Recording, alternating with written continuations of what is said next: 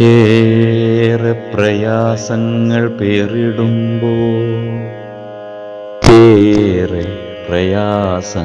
പേരിടുമ്പോൾ സ്നേഹം ചുമന്നവർ നടന്നുവരും. ആ ഹൃദയം വിതറും വാക്കുകളിൽ പാരിജാതപ്പൂവിൻ ചാരുതയും, വളർച്ചയിൽ നാം ഒന്നു വാടുകിൽ കലർപ്പില്ലാ നീർച്ചാൽ തിരിച്ചറിയാം.